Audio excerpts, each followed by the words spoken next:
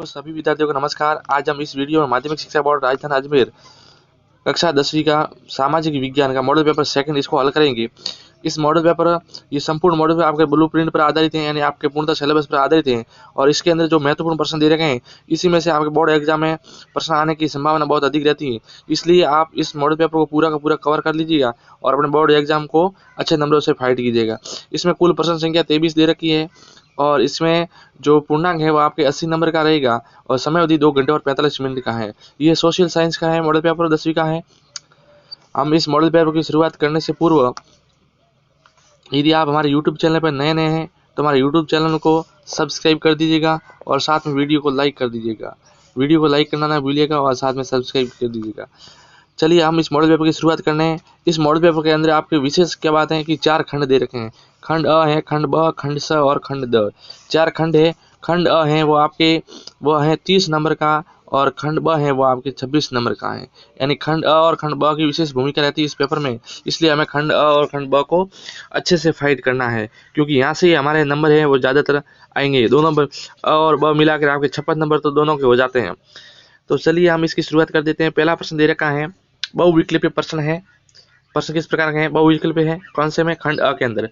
खंड अ के अंदर पहले प्रश्न में दे रखा है, निम्नलिखित प्रश्नों के उत्तर का सही विकल्प का चयन करते हुए उत्तर पुस्तिका में लिखिए। यानी पहले प्रश्न के आपके 12 प्रश्न दे रखे हैं। पहले प्रश्न के 12 भाग हैं।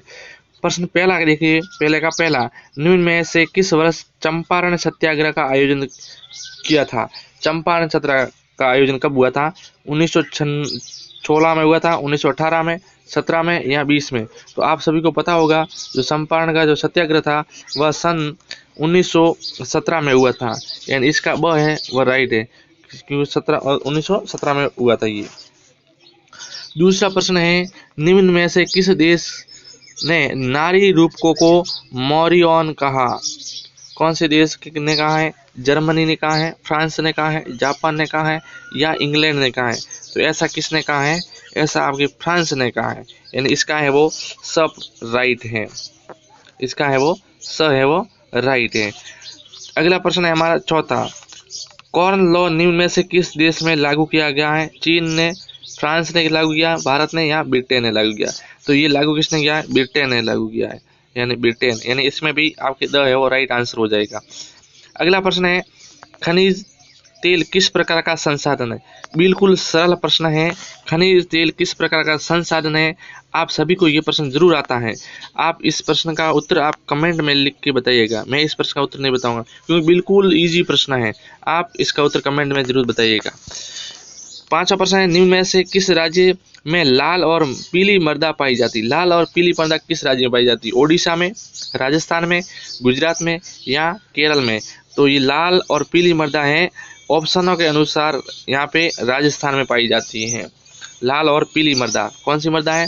लाल और पीली मृदा। महत्वपूर्ण प्रश्न है ये भी। अगला प्रश्न देखिए छठा, भारत में वन्य जीवों की सुरक्षा हेतु भारतीय वन जीवन संरक्षण रक्षण अधिनियम कब लागू किया गया? 1975 में लागू हुआ, 1972 में, 1981 में या 1989 में लागू किया गया? तो इसका जो राइट आंसर क्या होगा? आप सभी को आता होगा ये प्रश्न। सन 1972 में लागू किया गया था वन्य जीव संरक्षण अधिनियम। सातवां है, बेल्जियम में कौन सी भाषा बोलने वाले लोग समृद्ध हैं? बेल्जियम में डच, फ्रेंच, जर्मन या हिंदी? तो इसका राइट आंसर क्या होगा?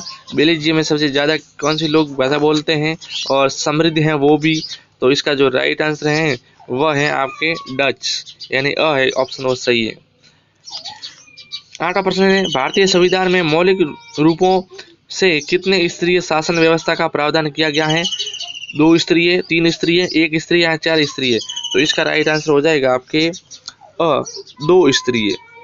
अ इसमें राइट आंसर है। 9वां प्रश्न है, हमारे देश के लोकतंत्र के लिए सबसे बड़ी चुनौती रही है? लोकतंत्र के लिए सबसे बड़ी चुनौती क्या है? जाति विभाजन, धार्मिक विभाजन, नारीवाद या सांप्रदायिकता? तो इसका जो राइट आंसर हो जाएगा वो आ जाएगा सांप्रदायिकता। ये है लोकतंत्र के लिए सबसे बड़ी चुनौती रही है। अगला प्रश्न है 10वां प्रश्न है, उच्च आय वर्ग वाला देश कौन सा है? भारत तो निम्न आय वर्ग वाला है, श्रीलंका भी निम्न आय वर्ग वाला है, दक्षिणी अफ्रीका भी निम्न आय वर्ग वाला है, तो उच्च आय वर्ग वाला कौन सा है? तो संयुक्त राज्य अमेरिका है, वह उच्च आय वाला देश है। 11वां है प्राथमिक क्षेत्र से संबंधित गतिविधि नहीं है। प्राथमिक क्षेत्र में कौन सी गतिविधि नहीं? कृषि भी प्राथमिक में आती है, आर्किड भी प्राथमिक में आएगा, पशुपालन भी प्राथमिक में आता है, लेकिन विनिर्माण है प्राथमिक में नहीं आता है, यानी इसका है द आपके राइट आंसर है। 12वां प्रश्न है अपनी अर्थव्यवस्था को विश्व की अर्थव्यवस्था के साथ जोड़ना कहलाता है। वैश्वीकरण कहलाता है, उदारीकरण कहलाता है, विश्व व्यापार कहलाता है, विदेशी व्यापार कहलाता है, तो इसका राइट आंसर हो जाएगा वैश्वीकरण कहलाता है। दूसरा प्रश्न रेगिस्तान की पूर्ति करनी। एशिया के विश्व विशाल भूभाग को एक दूसरे से जोड़ने के साथ ही एशिया, यूरोप, उत्तरी अफ्रीका से भी जुड़ जाते हैं। दूसरा प्रश्न भारत में बाघों के संरक्षण हेतु चलाया जा रहा है। क्या कौन सा कार्यक्रम चलाया जा रहा है? तो चलाया जाता है प्रोजेक्ट टाइगर। आप सभी को पता होगा प्रोजेक्ट टाइगर है, वह बाघों संरक्षण के हेतु चलाया जाने वाला एक प्रोजेक्ट है, तो खाली जगह में आएगा प्रोजेक्ट टाइगर। भारतीय संघ में किसी भी धर्म को के रूप में स्वीकार नहीं किया जाता है। किसके रूप में? विशेष धर्म के रूप में स्वीकार नहीं किया गया है। दो देशों के मध्य तुलना करने के लिए रिक्त स्थान को एक अच्छा आधार माना जाता है। दो देशों के मध्य तुलना करने के लिए किसको आधार माना गया? तो आय को आधार माना गया है, यानी उस देश की कितनी आय है, बचत आय। 5वां है रिक्त स्थान में उत्पादन के साधनों पर सरकार का स्वामित्व प्रबंध व नियंत्रण होता है। किसके उत्पादन पर होता है ना? देश में उत्पादन, देश। और 6वां है राष्ट्रीय व्यापार से संबंधित नियमों को आधारित करने वाला राष्ट्रीय संगठन क्या कहलाता है? तो ये राष्ट्रीय संगठन कहलाता है विश्व बैंक कहलाता है। राष्ट्रीय संगठन कहलाता है विश्व बैंक। फिर प्रश्न तीसरा आता है अति लघुरात्मक प्रश्न है, और एक शब्द यहाँ एक पंक्ति में उत्तर देना है। सत्याग्रह से आप क्या समझते हैं? तो देखिए सत्याग्रह से आप क्या समझते हैं, उत्तर आपको सुन लीजिए इसका। सत्य के प्रति आग्रह, सत्याग्रह अर्थ होगा सत्य के प्रति आग्रह। यहाँ सत्य को पकड़े रहना और साथ अहिंसा को मानना, यह है सत्याग्रह का अर्थ होता है। ब्रिटेन वुड्स समझौता का क्या अर्थ है? तो ब्रिटेन वुड्स समझौता 1944 में हुआ था। ये 1944 में हुआ था, ब्रिटेन वुड्स समझौता 1944 में हुआ था। 44 में अमेरिका स्थित न्यू हैम्पशायर के ब्रिटेन वुड्स नामक स्थान पर हुआ था। इसका उद्देश्य क्या है? तो इसका उद्देश्य था औद्योगिक विश्व में आर्थिक स्थिरता तथा पूर्ण रोजगार को बनाए रखना, इसका प्रमुख उद्देश्य रहा था। तीसरा है राष्ट्रवाद को चित्रों के माध्यम से दर्शाने वाला कौन था? इसका उत्तर आप कमेंट में बताइए। बिल्कुल इजी है, आपने पढ़ा होगा पहले या दूसरे पार्ट में दे रखा है। चौथा है वर्षा जल संग्रहण का कोई एक लाभ। वर्षा जल संग्रहण का एक लाभ, तो भूजल की गुणवत्ता में सुधार आ जाएगा। वर्षा जल संग्रहण करेंगे, वर्षा के पानी को इकट्ठा करेंगे और यदि उसका शुद्ध उपयोग करेंगे तो भूजल की गुणवत्ता में सुधार आएगा, यानी भूमि का जल है, तल है, वह इस जल है वह ऊपर उठेगा। फिर अगला है अंडमान निकोबार द्वीप समूह में कीर्तन दहन कृषि को क्या कहते हैं? तो अंडमान और निकोबार द्वीप समूह है, वहाँ पे जो जंगलों को जलाकर जो खेती की जाती है आदिवासी लोगों के द्वारा, उस खेती को कहते हैं दीपा। उस खेती को दीपा कृषि कहते हैं। अपने यहाँ कीर्तन कहते हैं, झूमिंग कृषि कहते हैं, लेकिन वहाँ पे दीपा के नाम से जाना जाता है। 6वां है किसी एक पेय फसल का नाम बताइए। पेय फसल कौन सी है? तो आप सभी को पता होगा पेय फसल जो हमें सुबह सुबह उठते ही गर्मा गर्म पीते हैं, वो पेय फसल है। कौन सी? चाय। दूसरी बोले तो कॉफी, ये भी पेय फसल है। अगला प्रश्न है श्रीलंका में सबसे प्रमुख सामाजिक समूह किसका है? यानी श्रीलंका में सबसे ज्यादा जनसंख्या में कौन सी जाति रहती है? तो आपको पता होगा सिंहली जाति रहती है। सिंहला जाति रहती है। 8वां गठबंधन सरकार से क्या आशय है? तो सुन लीजिए गठबंधन सरकार का उत्तर क्या है। एक संसदीय सरकार की कैबिनेट होती है गठबंधन, जिसमें कई राजनीतिक दल आपस में क्या करते हैं? सहयोग करके एक सरकार का निर्माण करते हैं, उसे कहते हैं गठबंधन सरकार। 9वां प्रश्न है सामाजिक विभाजन अधिकांश किस पर आधारित है? तो सामाजिक विभाजन है वो अधिकांश जन्म पर आधारित है। अधिकांश किस पर आधारित है? जन्म पर आधारित है। 10वां है मृदा संरक्षण का कोई एक उपाय बताइए। बाढ़ नियंत्रण, एक तो उपाय हो गया बाढ़ नियंत्रण, दूसरा हो जाएगा नियोजित चराई और तीसरा हो जाएगा बांध बनाना। ये प्राथमिक क्षेत्र किसे कहते हैं? तो बिल्कुल सरल प्रश्न है। जो प्राकृतिक संसाधनों का सीधा उपयोग करता है वो प्राथमिक क्षेत्र में आएगा, जैसे कृषि है, वानिकी है, मछली पकड़ना है, पशुपालन है, ये सभी। 12वां प्रश्न है बहुराष्ट्रीय कंपनियों का कोई एक प्रमुख उद्देश्य बताइए। तो बहुराष्ट्रीय कंपनियां हैं वे बड़े पैमाने पर रोजगार पैदा करती है, ये इसका प्रमुख एक उद्देश्य है।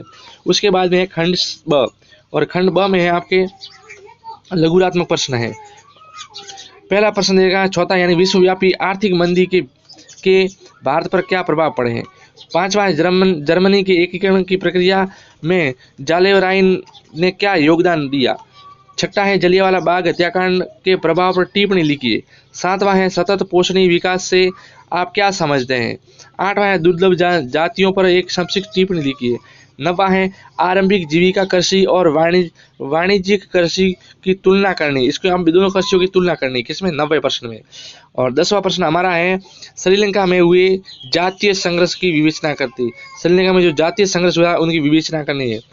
11वां प्रश्न है कि भारत की भाषाई विविधता से आप क्या समझते हैं। भारत के अंदर कितने प्रकार की भाषाएं बोली जाती है, उनकी क्या क्या विशेषता है और विविधता है। 12वां है 1968 के मैक्सिको ओलंपिक खेलों में टोक्यो स्मिथ, जॉन कोलोस और पीटर नामक थर्मन ने पुरस्कार समारोह में विरोध प्रदर्शन की क्या कीमत चुकानी पड़ी थी उनको। 13वां है उन सूचकों को सूचीबद्ध कीजिए जिनके आधार पर मानव विकास सूचकांक बनाया गया। 14वां है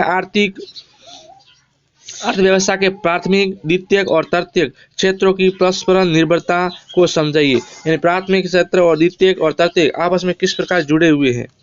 15वां है ग्रामीण क्षेत्रों में सरकारी समितियों की गतिविधियां बढ़ाने हेतु 2 सुझाव लिखिए। 16वां प्रश्न है वैश्वीकरण के फलस्वरूप प्रतिस्पर्धा से भारत के लोगों को कैसे लाभ हुआ है बताइए। और फिर आता है खंड स के अंदर पहला प्रश्न दे रखा है यूरोप। 17वां है यूरोप के कुलीन वर्ग की क्या विशेषता है। इसी के 8वां में इंग्लैंड के आयरलैंड पर प्रभुत्व किस प्रकार स्थापित किया। इंग्लैंड ने आयरलैंड पर अपना शासन किस प्रकार स्थापित किया उसके बारे में लिखना है। 18वां प्रश्न है वर्षा जल संग्रहण किसे कहते हैं। वर्षा जल संग्रहण के उद्देश्य बताइए। और इसी कथा में किसी क्षेत्र के जल संसाधन प्रचुर मात्रा में उपलब्ध होने पर ही वहां की जल दुर्बलता किस प्रकार संभव है समझाना है। 19वां है आपके अनुसार लैंगिक असमता कैसे एक चुनौती है, कोई 3 तर्क देने हैं। इसी के 8वां में दे रखा है सांप्रदायिकता दूर करने के लिए कोई 3 प्रमुख सुझाव बताइए। 20वां है विकास में ऋण की भूमिका का विश्लेषण कीजिए। और इसी के 8वां में दे रखा भारत के ग्रामीण क्षेत्र में ऋण के औपचारिक स्रोतों को बढ़ाने के लिए क्या उद्देश्य है। उसके बाद में खंड द के अंदर आपके दे रखे हैं 21 से 22 प्रश्न है और शब्द सीमा है वो 250। 21वां प्रश्न है अवैध किसान आंदोलन की घटना के चक्र को पूरा का पूरा वर्णन करना है। इसी के आधार पर भारत के इतिहास की पुनर्व्याख्या राष्ट्रवाद की भावना पैदा करने का एक और साधन है, वर्णन कीजिए। 22वां नेपाल और बोलिविया में हुए लोकप्रिय संघर्षों से आप क्या निष्कर्ष निकालते हैं, वर्णन कीजिए। और इसी अथवा में दबाव समूह, हित समूह आंदोलन के नकारात्मक सकारात्मक प्रभाव होते हैं, व्याख्या करनी है। उसके बाद में है 23वां प्रश्न और 23वां प्रश्न में दे रखा है भारत का मैप के अंदर आपको पढ़ना है क्या है। भारत के अंदर दे रखा है मंगलूर, नागपुर, केंदुझर और दुर्ग। और उसके अथवा में दे रखा है चित्रदुर्ग, पनकी, सेलम, नेल्लोर, ये हैं प्रमुख स्थान। और ये रहा आपके भारत का मैप। इसके अंदर आपको इस मैप के अंदर इसकी पूर्ति करनी। इस प्रकार का प्रश्न लास्ट का प्रश्न आपके आएगा, ये लास्ट का प्रश्न आपके आएगा इस प्रकार का। और ये 4 नंबर का प्रश्न आएगा। वीडियो अच्छा लगे लाइक कीजिएगा, चैनल को सब्सक्राइब कीजिएगा और अपने क्लासमेटों को भी बताइएगा अपने चैनल के बारे में। जय हिंद, धन्यवाद।